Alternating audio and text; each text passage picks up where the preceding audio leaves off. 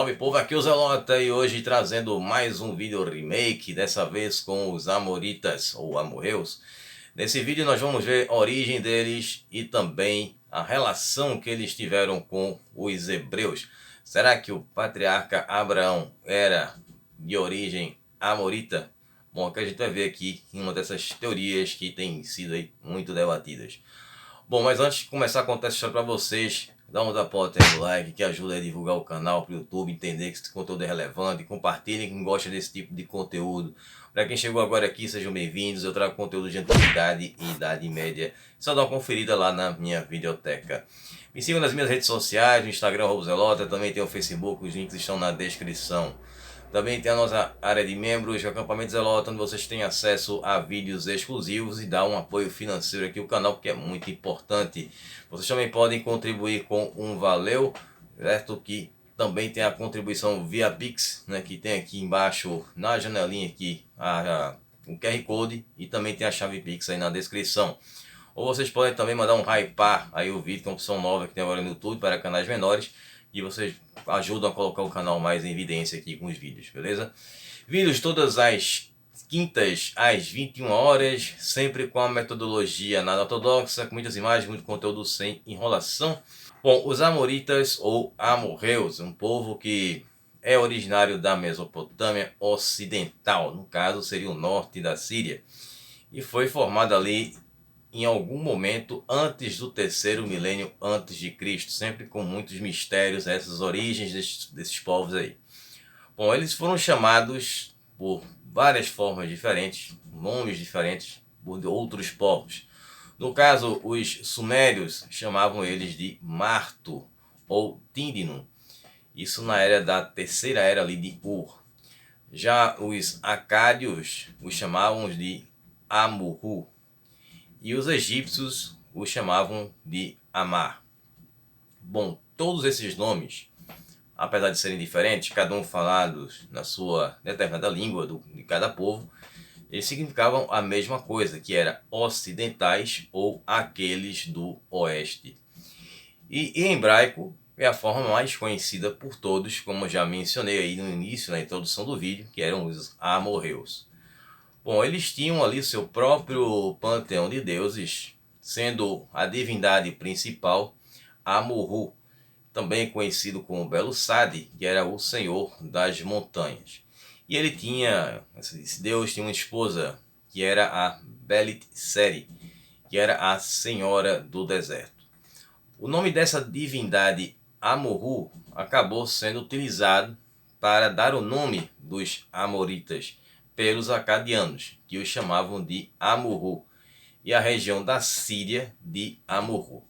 Bom, só fazendo uma breve explanação a respeito da Síria, do nome Síria, esse nome, a Síria não era chamada dessa forma antes, certo? Você vai ter vários nomes, um desses nomes vai ser esse nome Amurru, e cada povo vai chamar de uma maneira diferente, até a era dos assírios, que essa região onde hoje é chamada de Síria, vai se passar a ser chamada de Síria, que era uma relação direta ali com a Assíria, terra dos assírios, certo? Então vai ter uma relação direta e eu fiz um vídeo sobre isso na área de membros, isso que é interessante aí, quem quiser saber uma coisa a mais aí nos conteúdos, eu explico mais detalhes lá na área de membros. Bom, não se sabe com relação aos próprios amoritas como eles se chamavam, né? Como eles chamavam a si próprios. Como grande parte de povos da antiguidade e alguns até na Idade Média, eles não davam o seu próprio nome, né? Outros povos é que davam os nomes para eles. No caso da Antiguidade Tardia, a gente tinha ali vários povos, como por exemplo os povos germânicos, que tinham seus nomes dados pelos romanos. Então isso era uma coisa que era muito comum aí na história. Bom, a associação feita ao deus Amurru, como também, que no caso ele era aquele deus com as montanhas, e a esposa dele, que era a senhora do deserto, aí vai sugerir aí, possivelmente, que os amoritas, eles tiveram sua origem, uma região ficava ao redor do Monte Hernon, que fica localizado no nosso mapa atual, né, no mapa mundo atual, entre o Líbano e a Síria. Bom, essa é apenas uma especulação a respeito dessa origem dos amoritas, de onde eles vieram.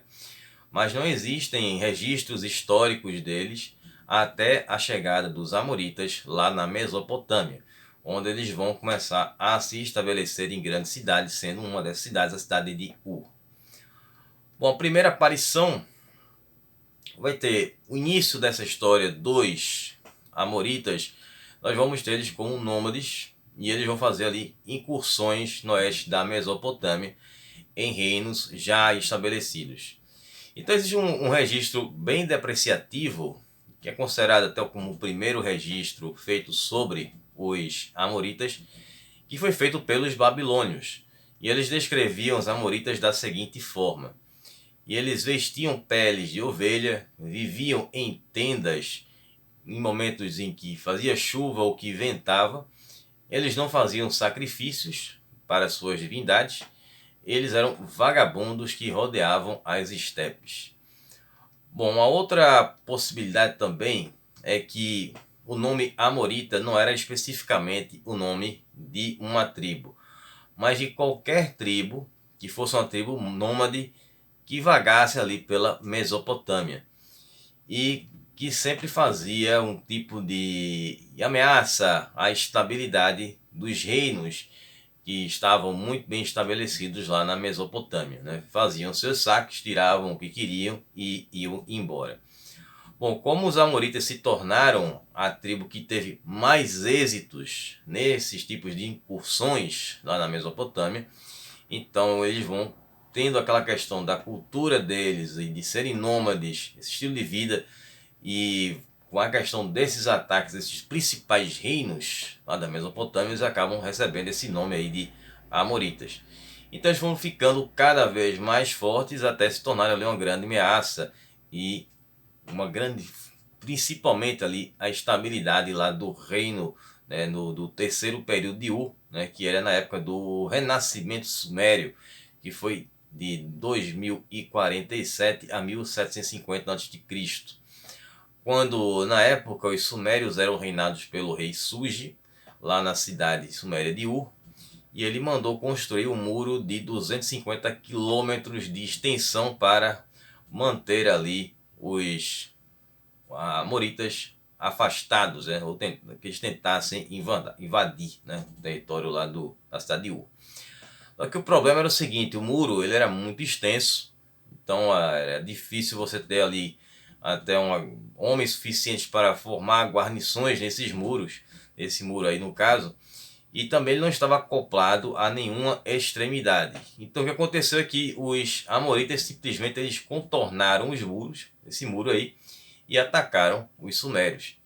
Essa incursão dos amoritas acabou encorajando um outro povo, que eram os elamitas, que vão conseguir depois derrubar o muro, saquear a cidade de Ur em 1750 a.C., que vai determinar ali o fim dos sumérios. Porém, esses méritos vão ficar com os amoritas, que foram os primeiros a fazerem essas incursões contra a cidade de Ur, depois dessa construção dessa grande muralha aí, com vários ataques que eles fizeram também a outras cidades sumérias e foram enfraquecendo o reino dos sumérios.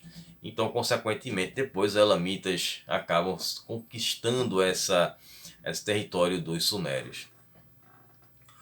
Bom, agora vamos para o tema mais tenso e mais complicado aqui desse vídeo de hoje, mais delicado, né, para dizer aqui ser mais preciso, e são a relação aí entre os amoritas e os hebreus. Bom, esse ponto da história, os amoritas vão se tornar ali muito importantes nessa questão do desenvolvimento da cultura mundial. Bom, o que eu vou contar agora aqui para vocês não é uma coisa que eu estou dizendo, o que eu penso a respeito, né? É o meu pensamento. Eu estou apenas sendo o mensageiro, estou apenas entregando a mensagem. Bom, isso é um estudo feito por Paul Krivacek, que ele fez um estudo a respeito da história dos hebreus com a relação com os amoritas, e ele coloca vários pontos aí dessa relação entre esses dois povos, e o ponto principal qual é? De que os hebreus eles descendiam ali dos amoritas. Bom, eu vou explicar aqui segundo a visão desse autor. Bom, segundo a história que todo mundo conhece da Bíblia e no livro Gênesis, nós temos a história do Abraão, né? O pai dele, que era o Terá.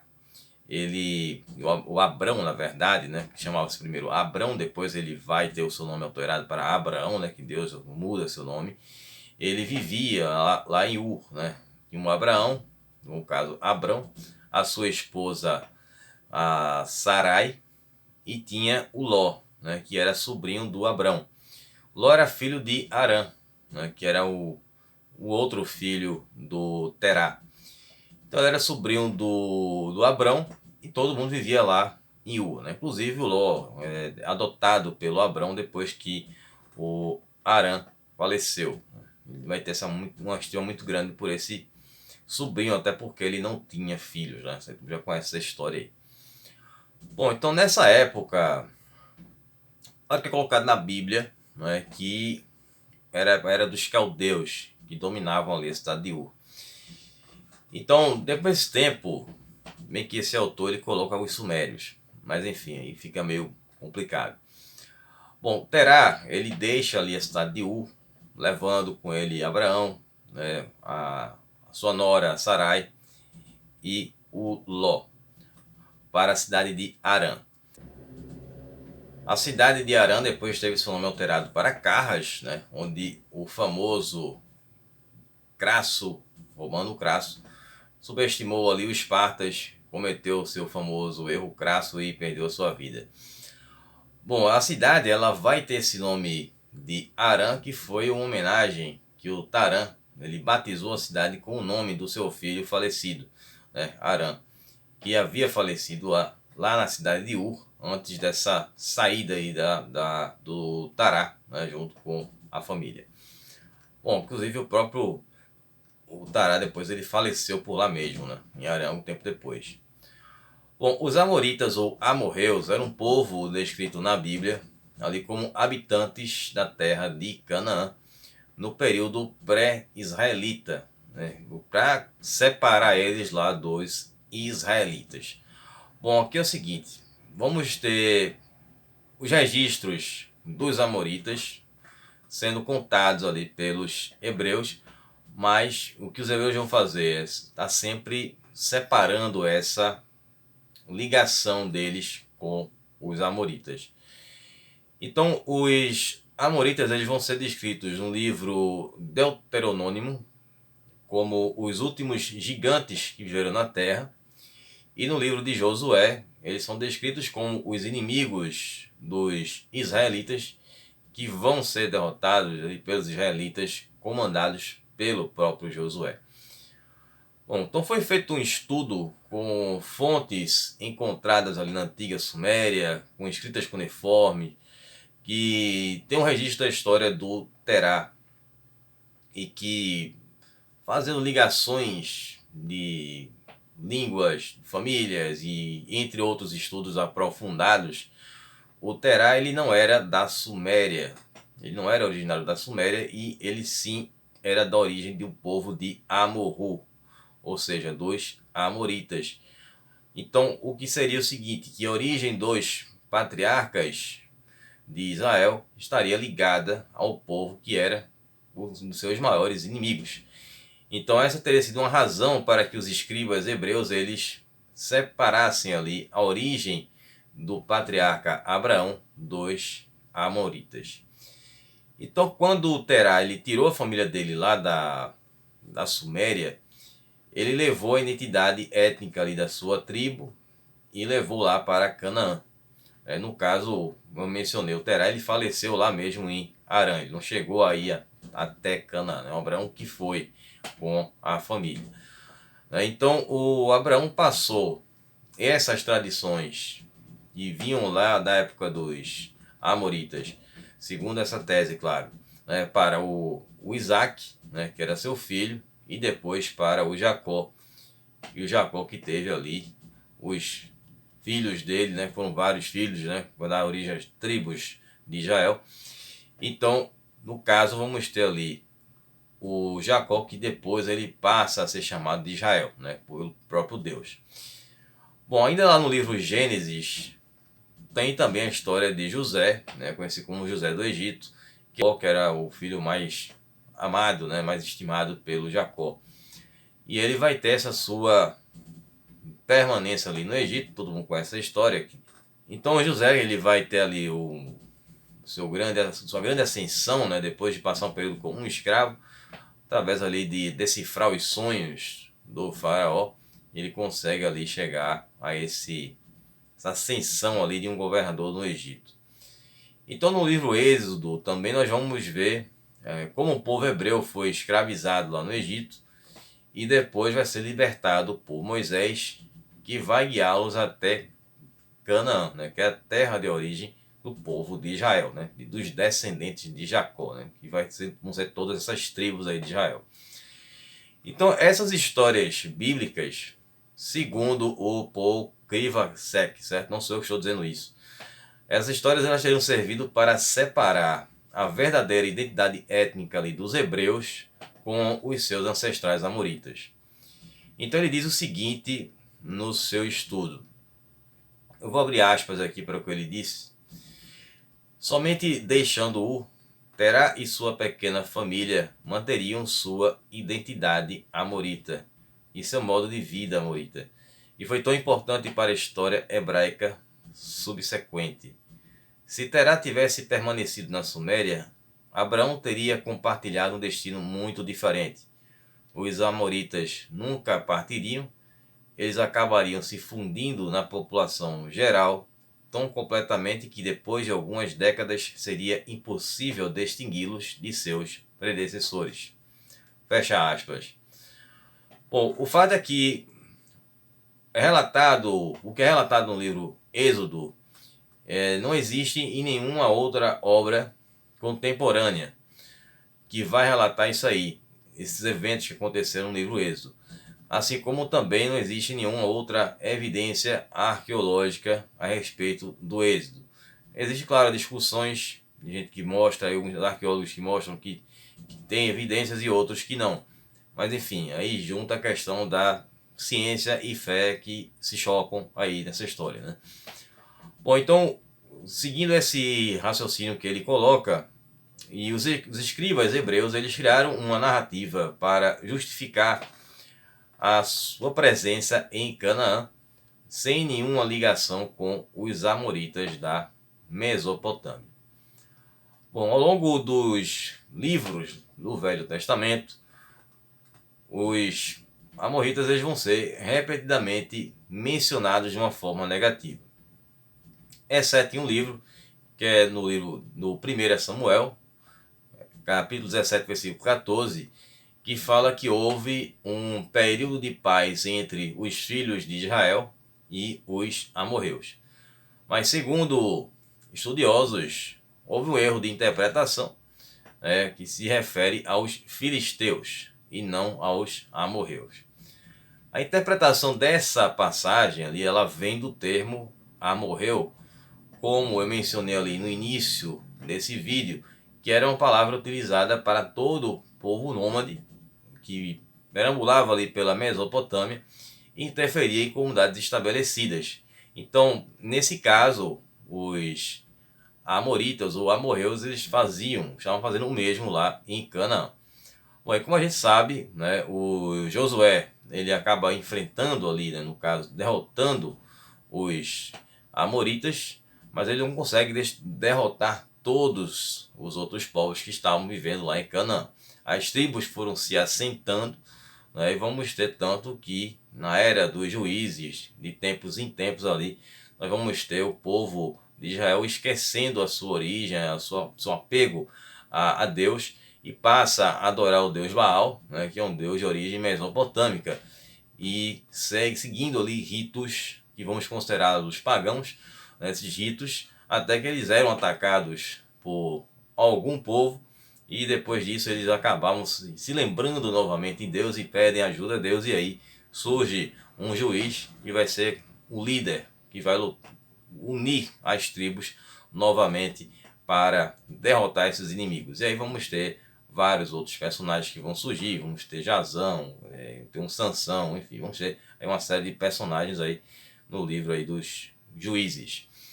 Bom, bom, essas influências de outras culturas, elas vão cessar quando a Talmud é escrita. A Talmud vai ser um livro, no caso vão ser vários livros que vão trazer ali leis de costumes e várias outras coisas, e vai acabar com essas influências de culturas estrangeiras dentro ali do povo de Israel. Então a Talmud, que em hebraico é lamad, significa ensinar ou instruir, e também significa aprender. Bom, essas teorias das ligações dos hebreus e a sua origem com os amoritas, elas foram ganhando muita força com o tempo, e na medida que evidências vão aparecendo com estudos que foram sendo feitos e através até das próprias pesquisas arqueológicas nas regiões onde esses povos viveram na antiguidade. Bom, só mais uma vez para só deixar claro que não é uma opinião minha, uma visão minha, e sim desse escritor, esse autor aí. Eu já coloquei inclusive aí, provavelmente uma capa de livro dele, o Paul Krivacek, certo? Bom, no próximo vídeo eu vou falar sobre esse período dos amoritas lá na Mesopotâmia. Vamos ter essa época da era de Hammurabi, que foi o principal rei dos amoritas, vai criar o código de Hammurabi, ali baseado além das leis de tabelião, né, de olho por olho, dente por dente. Então vamos ver esse período ali dos amoritas lá na Mesopotâmia. Bom, espero que vocês tenham gostado, que vocês tenham entendido. Então a gente se vê na próxima semana. Então vai ter sequência aí da história, certo? Então não esqueçam de voltar aqui, por isso se inscrevam aí no canal e ativem as notificações. E me sigam nas minhas redes sociais. Então a gente se vê no próximo vídeo. Um abraço, Zelota. Até lá. Falou, pessoal.